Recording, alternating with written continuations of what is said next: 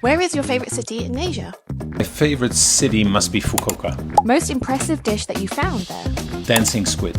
It's a live butchered squid and they serve it dancing with a ponzu. So very textural, very sweet. Yeah, incredible.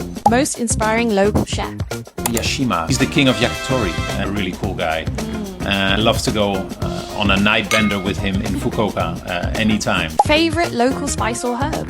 Shiso. Shiso is one of my favorites. You know, doesn't matter if it's the flower, the leaf. Incredible, unique and fragrant. Favorite local breakfast? It got to be udon. Wakes you up? Oh yeah, definitely fills the stomach.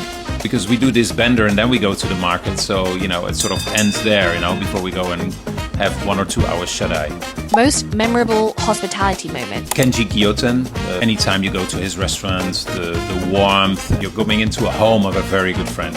Where is your next destination? Still need to go to El Nido in Philippines. I love the island life and to be a little bit off the beaten track and also to be digitally not connected, that I really like.